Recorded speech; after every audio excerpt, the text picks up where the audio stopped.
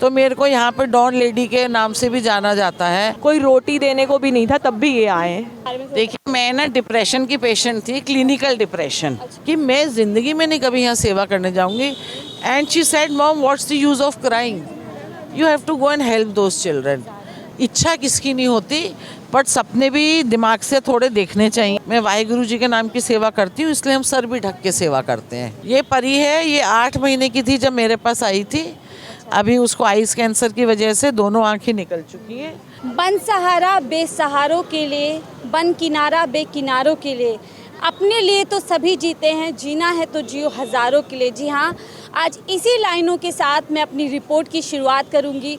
मेरा नाम है शाहीन खान, विकासशील भारत, और इस समय मैं सफदरजंग अस्पताल के बाहर खड़ी हूं, जहां आप तमाम मेरे कैमरा पर्सन से कहूंगी कि लोगों की एक अच्छी खासी भीड़ है, क्योंकि तमाम भारत से, ना कि सिर्फ दिल्ली से, भारत के दूर दूर क्षेत्रों से लोग यहाँ अपने इलाज के लिए आते हैं। गरीब गुरबा लोग अपने इलाज के लिए आते हैं, जो अपने क्षेत्र में, अपने राज्य में, अपने शहर में इलाज नहीं करा पाते। बड़ी बड़ी बीमारियों से ये लोग जो है ग्रस्त होते हैं। उन्हीं बीमारियों का इलाज कराने के लिए एक बार एम्स यानी दिल्ली का रुख करते हैं और यहाँ पर तमाम टाइम अपना बिताते हैं ताकि इनको एक अच्छा इलाज मिल सके। इसी आस में दिल्ली की सड़कों पर आते हैं। फ़िलहाल आप मेरे पीछे देख सकते हैं कि लोग हैं और एक मैम है जो मैं अपने कैमरा पर्सन से कहूँगी, अंधेरे से उजाले की ओर, गिवर्स फॉर अ कॉज।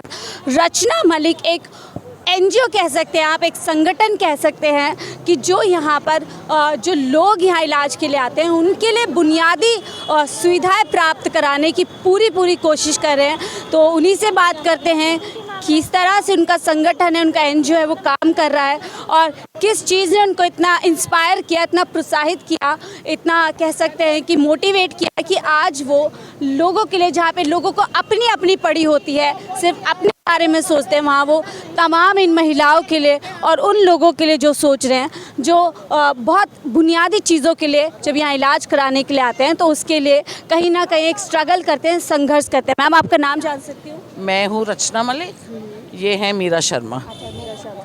तो मैम, ये कब से, क्या आप थोड़ा बताइए, क्या आपकी एनजीओ है, इसके बारे में? देखिए, मैं ना डिप्रेशन की पेशेंट थी, क्लिनिकल डिप्रेशन। अच्छा। सो दिन में 3 बार ये दवाई खाते थे, तो वो दवाई आपको एक्चुअल में ब्रेन डेड कर देती है।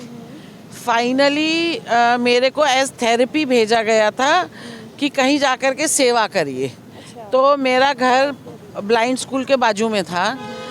मेरे को वो 1.5 किलोमीटर पहुंचने में 6 महीने लग गए थे, मैं नहीं जा रही थी। फिर एक्चुअल में मैंने जब वहाँ जाना शुरू करा, very reluctantly, with in 6 months I was so popular in school. And फिर मैंने अपनी मेडिसिन्स छोड़नी शुरू करी थी। वो मेडिसिन्स छोड़ने में भी आपको 6-8 महीने लग जाते हैं, आप एकदम यूँ नहीं छोड़ सकते हैं।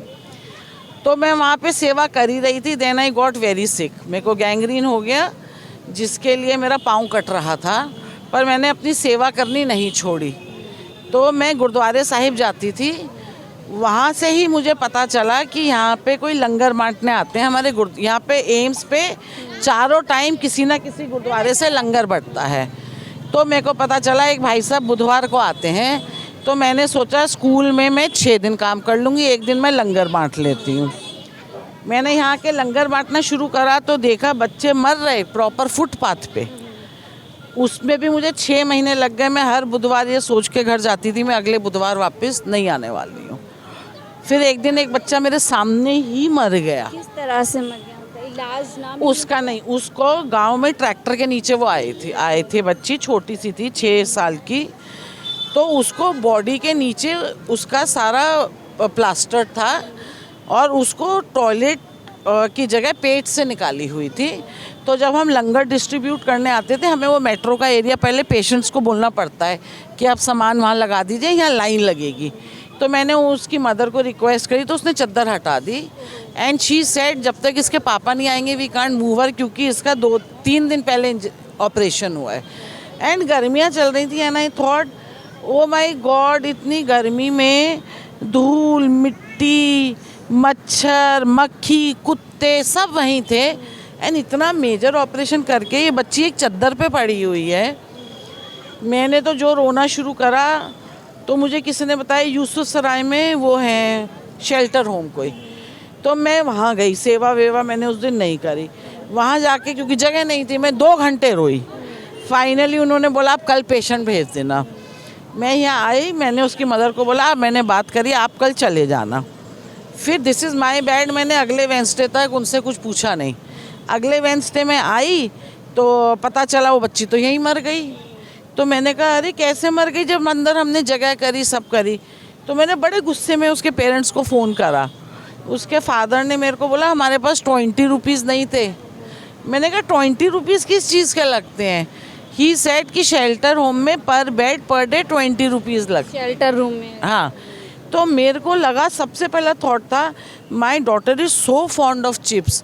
तो हम उसको हर 1-2 दिन में वो आ जाती है चिप्स खरीदने, 500 का नोट निकाल के यूं ही दे देते हैं कि जाओ भाई। हाँ, और उसके बाद उसने क्या ला के दिया, नहीं ला के दिया, क्या करा, कभी पलट के पूछा नहीं होगा वो 500 का नोट गया किधर भाई।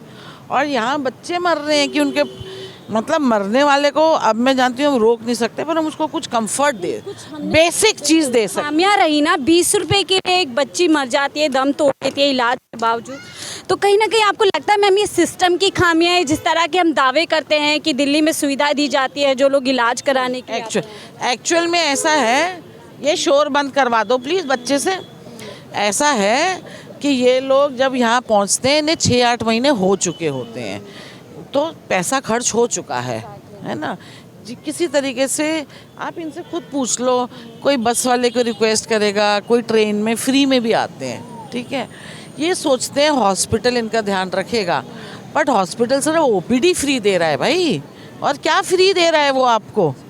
हाँ, दवाइयों के आप काउंटर पे चले जाइए, मुझे कहना नहीं चाहिए, इनसे पूछिए किसको महंगी दवाई मिल रही है, कहाँ जा रही हैं वो महंगी दवाइयाँ। सस्ती दवाइयाँ दे देते हैं फ्री वाली। तो मम्मी जो बोलते हैं कि भारत की सबसे बड़ी हेल्थ संस्था का ये हाल है। औरों से तो बहुत बेटर है, मैं फिर भी ये कहूँगी। मतलब एक तरफ कुआं है तो एक तरफ खाई है, तो कुएं में कूद जाओ, कुएं से फिर भी निकालने का आपको स्कोप होता है, खाई से नहीं होता है ना। तो इसको कुआं मान लीजिए। औरों से तो इसका सिस्टम अंदर जाके देखिए, ब्यूटीफुल सिस्टम है, बट अभी इतना हज़ारों में पेशेंट आ रहा है रोज़, वो भी कैसे वो उसको मैनेज करें ना। तो ऐसे करके मैंने उसी वक्त ऑटो पकड़ा घर। भाई ज़िंदगी में एम्स नहीं आना है, इधर से हमें ग्रीन पार्क भी जाना होगा, हम घूम के चले जाएंगे, ये एरिया नहीं कर। तो मैं अभी यहीं पहुंची थी अंडर पास तक। मैंने अपनी बेटी को फ़ोन करा, बड़ी बेटी को, तब वो बेंगलोर जा चुकी थी, कि मैं ज़िंदगी में नहीं कभी यहाँ सेवा करने जाऊँगी। And she said mom what's the use of crying, you have to go and help those children. Otherwise घर जाके भी रोना पीटना, दिखावे को मत अब रोना शुरू कर देना, करो और फिर रो तो हम आपकी सुनेंगे। मैंने वहीं ऑटो वाले को बोला ले ले भाई यू टर्न, और वो मेरी लाइफ का ही यू टर्न था। टर्निंग से एक तरीके से पॉइंट लाइक अभी भी I was coming, my husband dropped him and I asked him कि क्या कभी ज़िंदगी में, क्योंकि गाड़ी में कंटिन्यूस कॉल आ रहे थे कि ये वाली दवाई चाहिए, ये चाहिए, कि क्या कभी हमने ज़िंदगी में मैंने सोचा था कि मैं ये कर रही होंगी। Never in my life. It was like मेरी डेस्टिनी ही थी, यहाँ आना है, और ये इजी काम नहीं है। अभी हिम्मत चाहिए। हम जानती हैं, अभी पिछले हफ्ते हमने एक 4 साल के बच्चे को घर भेजा है, beautiful boy with cancer, doctor ने जवाब दे दिया, तो अभी घर मरने के लिए भेज दिया है ना। उससे पिछले हफ्ते भी लॉस्ट अ चाइल्ड, 15 महीने का बच्चा था। हम इन बच्चों को इतना नर्चर करते हैं, बहुत मुश्किल है ना, बट करते हैं यही सोच करके किसी को तो करना है। तो अपना सिस्टम ये है, वो सिस्टम नहीं है कि हम सिर्फ दवाइयाँ ही दिलवाएंगे। कई लोग होते हैं ना, हम सिर्फ कैंसर पेशेंट का ही करेंगे।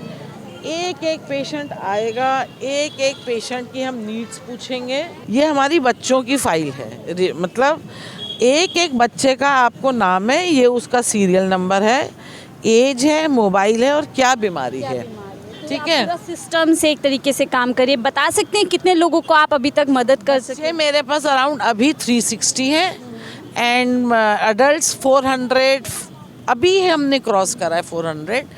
तो पेपर वर्क में सिर्फ 1.5 साल से कर रही हूँ, उससे पहले मैंने कभी पेपर वर्क किया नहीं है। और ये जो हमें अंदर सेंटर में भी जगह है, इधर एम्स किसी को जगह देता नहीं है। किसी जज साहिब ने हमारा काम देखा था, फुटपाथिया मैं अपने आप को बोलती हूँ तो हम फुटपाथियों का काम देखा था। बात पे कमाल करी है, तमाम लोगों की देखिए मदद उन्होंने करी है। उनका देखिए उन्होंने हमको अंदर जगह दी है एम्स में, बहुत बहुत बड़ी बात है। मेरी तो 7 पुश्ते नहीं सोच सकते, मतलब कभी एक सपना होता है ना हमारा कि यार हम ये करेंगे, हम जैसे लोग सपने में भी नहीं सोच सकते कि हमें एम्स जगह देगा या कोई गवर्नमेंट हॉस्पिटल जगह देगा। एम्स तो नंबर 1 है। तो जो चीज़ सपने में इच्छा किसकी नहीं होती, बट सपने भी दिमाग से थोड़े देखने बोलते चाहिए। हैं ना मैम, आपके कर्म बोलते हैं, तो आपके कर्मों का ही फल है आज कि- क्योंकि आज हम लोग लेट आए हैं, क्योंकि सैनिटरी पैड्स देने थे, बच्चे भी। आप क्या क्या इस मुहिम के तहत करिए, थोड़ा बताइए। सबसे पहले मेन हमारी प्रायोरिटी है मेडिसिन्स। इस लिस्ट में आप किसी में गारंटी देती हूँ, कोई फ़ोन नंबर उठा लीजिए, जब मेरी फाइल साथ हो आप उसको कॉल करिए, और जो उसका नीचे लिखा होगा नीड्स में, अगर हमने उसको वो चीज़ नहीं पहुंचाई है तो हम दावा करते हैं हम सेवा करना छोड़ देंगे, है ना। हम पूरी सच्चाई के साथ, क्योंकि मैं वाहिगुरु जी के नाम की सेवा करती हूँ, इसलिए हम सर भी ढक के सेवा करते हैं। तो हमारी ये गारंटी है, जो हमारी फाइल है 100% सच्ची फाइल्स हैं। सबसे पहला है मेडिसिन्स। यहाँ पे आपको एक बार मुझे एक आदमी मिला था 160 रुपये की मेडिसिन के लिए, वो 3 दिन से रो रहा था, उसको कोई दिलवा नहीं रहा था। ये 2-2.5 साल पहले की बात है, तो आप सोचो 160 रुपये क्या होते हैं यार, पर गरीबी यही है। यही गरीबी है और यही महंगाई है और यही सच्चाई है कि हम तमाम दावे करते हैं कि हमारी स्वास्थ्य सेवाएं जो हैं बेहतर हो चुकी हैं और हम बेहतर क्लास का जो है लोगों को इलाज दे रहे हैं। लेकिन जब आप इस तरफ आएंगे एम्स या सफदरजंग, आपको हज़ारों ऐसी कहानियां मिल जाएंगी जो अपने आप में एक दर्द ये वोट बैंक नहीं है ना, सब आउट स्टेशन पेशेंट हैं, तो इनके शेल्टर होम्स कभी नहीं सुधरते हैं। आप मेरे साथ चलो, मैं लेके चलूँ आपको शेल्टर होम्स। एक पेशेंट यहाँ क्लेम नहीं कर सकता हम लोगों ने 1 रुपया उनसे किसी चीज़ का लिया हो। बिल्कुल मुफ्त आप उनकी मदद कर। स्कैन्स हो गए, उसके बाद डिसेबिलिटी का हम सब देते हैं, आज भी 2 व्हीलचेयर दे रहे हैं। उसके बाद यू नेम इट, क्या नहीं देते हैं। आज देखिए इलेक्ट्रिक केटल आई हुई है, ये आज की लिस्ट बनी हुई है किसको क्या क्या देना है, ठीक है। ये हम अब 19th को ब्लैंकेट्स देने वाले हैं, तो बच्चों की मैंने लिस्ट बनानी शुरू कर दी है जिनको सर्दी को लेकर भी आप कुछ इंतजाम कर रहे हैं? किस चीज़ का। सर्दी को लेकर भी हाँ, आप वो तो हमारा कंटिन्यूस चलता है। अभी हम लोग ट्यूसडे या वेंसडे को यहाँ बिग सॉक्स डिस्ट्रीब्यूशन करने वाले हैं। ये परी है, ये 8 महीने की थी जब मेरे पास आई थी। अभी उसको आइस कैंसर की वजह से दोनों आंखें निकल चुकी हैं, शी इज़ टोटली ब्लाइंड। ढाई तरीके से एक तरीके से परिवार आपका ही हाँ, हो गया है। 2.5 साल से इसकी मॉम इसको छोड़ के जा चली गई है। She can't handle her illness, तो हाँ मतलब छोड़ के she went back to her parents house. तो फादर हैं, ये है, मैं हूँ। क्या कहना चाहेंगे मैम के करो लिए? दीदी को। नमस्ते दीदी। नमस्ते। तो हाँ, क्या पापा की, हाँ क्या बोल रहे हो, मैम ने बहुत मदद की आपकी, बोलोगे कुछ मैम के लिए? इसको मैं कुछ, मतलब ये मेरे साथ रहती है, इसके पापा को सब पता है। I don't. आप क्या बोलते हो मैम को? कैसे बोलते हो? मम्मा बोलते हो मैम? बड़ी मम्मी। बड़ी मम्मी। अरे सब वाह, बच्चे यही बोलते हैं। बड़ी मम्मी, तो बहुत अच्छी बात है। तो पापा की शादी नहीं होनी चाहिए? क्यों नहीं होनी चाहिए? ऐसे ऐसे ही क्यों? मम्मा नहीं चाहिए आपको? नहीं ना। क्यों? बड़ी मम्मा है इसलिए? हम्म, इसको यहाँ सब प्यार करते हैं, सिर्फ मैं ही नहीं हूँ। और इसके पापा भी ऐसे हैं, किसी को भाभी जी बोलेंगे, किसी को दीदी बोलेंगे, इन लोगों को भी। तो इसके पापा बहुत सलीके वाले हैं। इसकी परी, एक मिनट ऐनक उतार। इसकी दोनों आंखें निकल चुकी हैं, it is just a hole. फिर उसके अंदर से क्या हुआ था इन्हें? आइस कैंसर, पहन ले बच्चे। तो इसको आइस कैंसर हुआ था, उससे अब उसकी एक एक करके 2 साल में आंख निकल गई है। फिर एक इम्प्लांट होता है, because it's a big hole. उस इम्प्लांट के अंदर फिर आर्टिफिशियल प्रोस्थेटिक आई लगती है। तो इसका 2 बार इम्प्लांट ख़राब हो गया है, अभी दूसरी बार करा के भेजा था। फिर इसको सूजन आ गई थी, फिर इसको मेडिसिन डॉक्टर ने 5 दिन की दी है।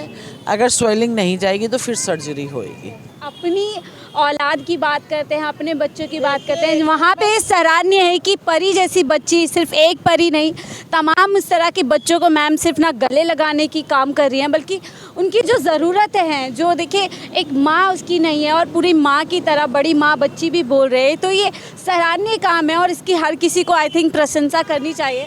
तो मैम आप आगे बता रही थी। हाँ, तो देखिए, ये जैसे मैं बच्चों के नाम याद कर लेती हूँ, तो मैं भाई माँ बाप के नहीं कर सकती हूँ।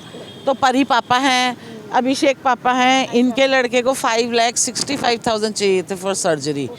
परमानेंटली ऑन व्हील चेयर रहता। हाँ कोई बात नहीं बेटा। मीरा जी और मैंने, बिहार भवन ने, हम सब ने मिल करके पैसे इकट्ठे करे, तो इनका लड़का अब चल रहा है, अभी दिवाली से पहले भेजा है। मैम आपसे भी मैं थोड़ा कुछ जानना चाहूँगी, क्या किस तरीके की ये फैसिलिट जो एक सुविधा आप लोगों को दे रही हैं और कितने टाइम से आप कर रही हैं और किस तरह से आप लोग इस चीज़ को मैनेज कर रहे हैं? क्या खुद से कोई आपका ग्रुप है या सरकारी मदद आप इसमें ले रहे हैं? तो सरकारी मदद तो कोई नहीं है। 4 साल पहले मैंने शुरू किया था, और शुरू ऐसे किया था क्योंकि जब हम लोग सर्दी, मैं यहीं पास ही रहती हूँ ग्रीन पार्क में, तो हम यहाँ से आते थे तो रात के टाइम मैं देखती थी कि लोग ज़मीन पे सो रहे हैं, हम तो गर्म एसी में की गाड़ी में आते थे, और फिर उसमें भी हम शिकायतें करते हैं। हाँ, तो फिर मैं सोचती थी कि कैसे मैं इनकी हेल्प करूं, लेकिन मुझे समझ में ही नहीं आता था कैसे करूं, क्योंकि हम हनुमान मंदिर में बूंदी देने जाते हैं तो ही सब पीछे पड़ जाते हैं। तो मुझे लगा कि अगर मैं इनकी मदद करने आ भी गई तो मैं कैसे कर पाऊंगी।